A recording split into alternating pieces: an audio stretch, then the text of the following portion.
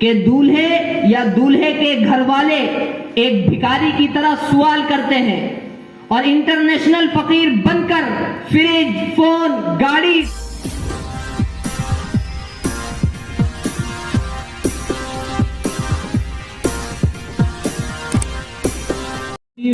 پیش کرنے کے لیے عبد الحنان کو دعوت دیتے ہیں کہ وہ آئیں اور اپنی تقریر پیش کریں۔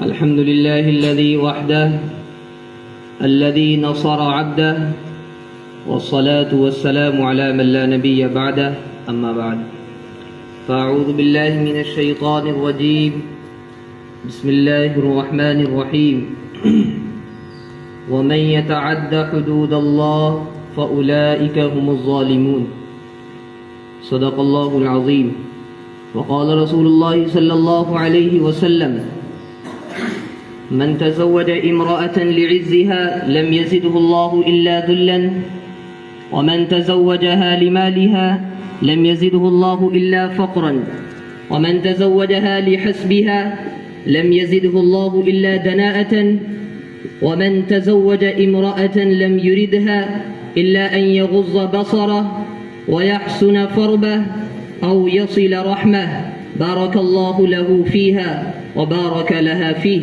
أو كما قال عليه الصلاة والسلام۔ معزز و مکرم اساتذہ کرام اور میرے عزیز ساتھیوں، میں آپ حضرات کے سامنے جہیز کے عنوان پر کچھ باتیں پیش کرنا چاہتا ہوں۔ اللہ تبارک و تعالیٰ سے دعا کریے کہ وہ مجھے ٹھیک ٹھیک بات کہنے کی اور ہم سب کو اس پر عمل کرنے کی توفیق عطا فرمائے۔ حضرات، ابھی میں نے آپ کے سامنے ایک حدیث شریف پڑھی۔ اللہ کے نبی علیہ الصلاۃ والسلام نے فرمایا کہ جو شخص کسی عورت سے اس لیے نکاح کرے گا کہ اسے عزت اور مرتبہ حاصل ہو جائے تو اللہ تبارک و تعالی اسے ذلت اور رسوائی کے سوا کچھ نہیں دیں گے۔ جو شخص کسی عورت سے اس لیے نکاح کرے گا کہ اسے بہت سارا مال و دولت حاصل ہو جائے تو اللہ تبارک و تعالی اسے فقر و فاقہ اور تنگدستی کے سوا کچھ نہیں دیں گے۔ جو شخص کسی عورت سے اس لیے نکاح کرے گا کہ اس کی عزت اور شہرت میں اضافہ ہو جائے تو اللہ تبارک و تعالی اسے اور زیادہ ذلیل کر دے گا۔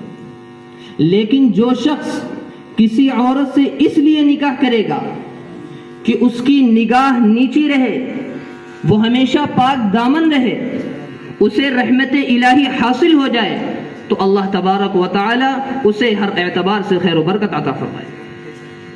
میرے عزیز ساتھیوں، اس حدیث پاک سے یہ بات واضح ہو گئی کہ جہیز کی طمع میں نکاح کرنا یہ انسان کو ذلت و رسوائی کے بازار میں بیچ دیتا ہے۔ جہیز کی لالچ میں نکاح کرنا یہ انسان کو فقر و فاقے اور تنگدستی کے حوالے کر دیتا ہے۔ حضرات، جہیز دینا شریعت اسلامی میں جائز ہے، لیکن جہیز شریعت اسلامی میں کیا حیثیت رکھتا ہے اس کو سمجھنا ضروری ہے۔ جہیز شریعت اسلامی میں ایک ہدیے اور ایک تحفے کی حیثیت رکھتا ہے، لہذا اگر کوئی باپ اپنی بیٹی کو کچھ سامان دے رہا ہے تو وہ دے سکتا ہے، کوئی حرج نہیں ہے، لیکن لینے والے کو اعتراض کرنے کا حق نہیں، مانگنے کا ادھیکار نہیں، سوال کرنا جائز نہیں۔ مگر آج اسی جہیز کی بنا پر ہماری بہنوں پر ظلم و زیادتی کی جا رہی ہے، انہیں مارا پیٹا جا رہا ہے، پھانسی کے پھندے پر لٹکایا جا رہا ہے، بے عزتی کے ساتھ گھروں سے باہر نکالا جا رہا ہے۔ کس بنیاد پر؟ صرف اس بنیاد پر کہ اس معصوم نے بیش بہا جہیز کے ذریعے ان کے دلوں کو خوش نہیں کیا، اس معصوم نے جہیز کی فہرست کو مکمل نہیں کیا، صرف اس بنیاد پر۔ کسی شاعر نے موجودہ حالات کی کیا خوب ترجمانی کی ہے اور کیا خوب کہا ہے۔ کل آنگن میں ایک لاڈلی جل رہی تھی، کل آنگن میں ایک لاڈلی جل رہی تھی، ابھی جس کے ہاتھوں میں مہندی رچی تھی، خطاؤں میں خطا اس دلہن کی یہی تھی کہ جہیز کی فہرست میں ابھی کچھ کمی تھی۔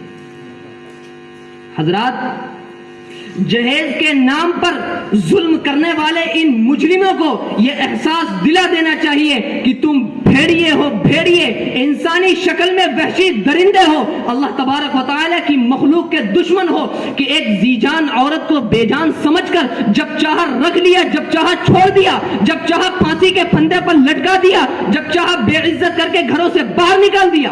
ارے حقیقت تو تمہیں اس وقت پتہ چلے گی جب یہ معاملہ خود تمہاری بہنوں اور بیٹیوں کے ساتھ میں ہو۔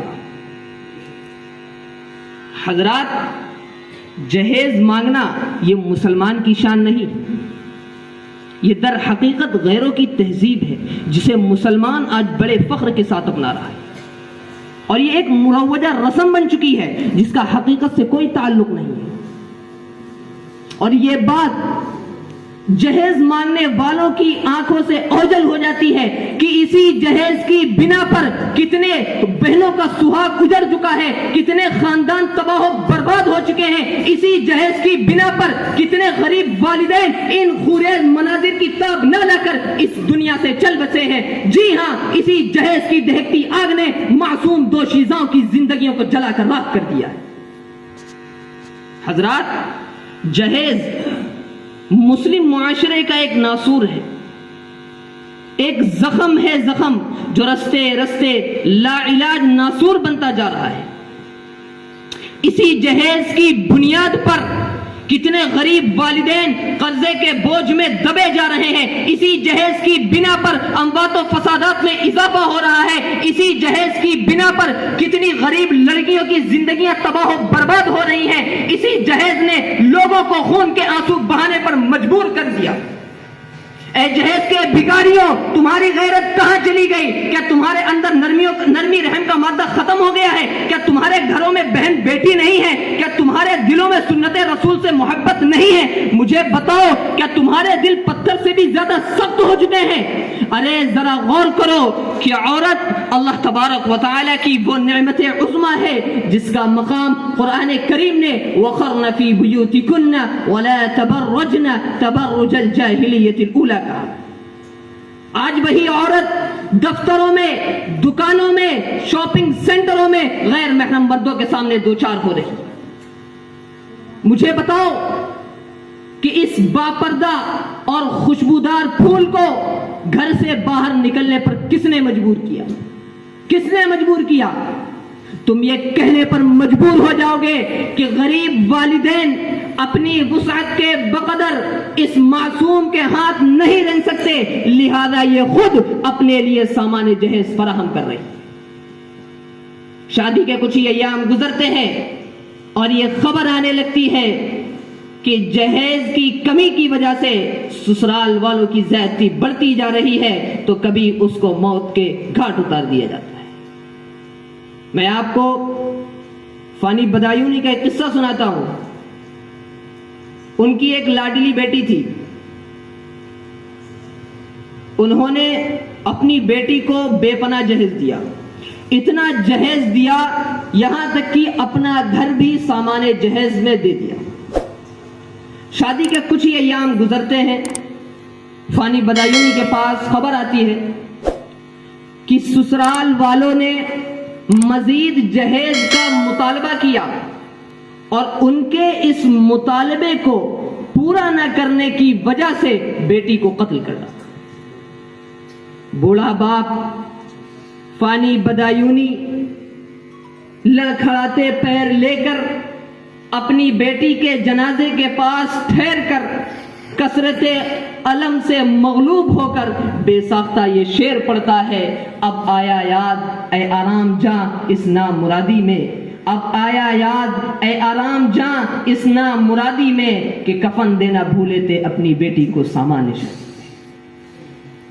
حضرات، آج جہیز مانگنے والوں اور بھیک مانگنے والوں کے درمیان کوئی فرق نظر نہیں آ رہا کہ دولہے یا دولہے کے گھر والے ایک بھکاری کی طرح سوال کرتے ہیں اور انٹرنیشنل فقیر بن کر فریج، فون، گاڑی، ٹیلی ویژن اور دیگر سامان عیش و عشرت خیرات میں مانگتے ہیں۔ پھر اسی خیرات کو لے کر اپنے دوست و احباب میں دکھاتے ہوئے ذرا بھی شرم محسوس نہیں کرتے، گویا اپنی زبان حال سے کہہ رہے ہوتے ہیں کہ یہ لڑکی والوں کی جانب سے ملی ہوئی خیرات ہے جنہوں نے بے پناہ قرضہ لے کر ہمارے گھروں کو رونق بخشی۔ اے نوجوانوں، تمہیں کیا ہو گیا ہے؟ تمہاری غیرت کہاں چلی گئی کہ تم اپنی کمائی سے فریج، فون اور دیگر اشیاء خریدتے ہو اور لڑکی والوں سے جہیز کے نام پر خیرات بھی مانگتے ہو؟ خدا را کمزور لوگوں پر ظلم نہ کر، ورنہ تمہیں بھی اپنے کیے کی سزا بھگتنی پڑے گی۔ اس لیے میرے عزیز ساتھیوں، ہمیں چاہیے کہ ہم نکاح کو آسان بنائیں، غیر ضروری رسم و رواج سے اجتناب کریں، اسلامی تعلیمات اور رسول اللہ صلی اللہ علیہ وسلم کے فرمودات کے کاربند ہو جائیں، بلا جہیز نکاح کرنے کا پختہ ارادہ کریں۔ اللہ تبارک و تعالی ہم سب کو بلا جہیز اور شریعت مطہرہ کے مطابق شادی کرنے کی توفیق عطا فرمائے۔ وآخر دعوانا الحمدللہ رب العالمین۔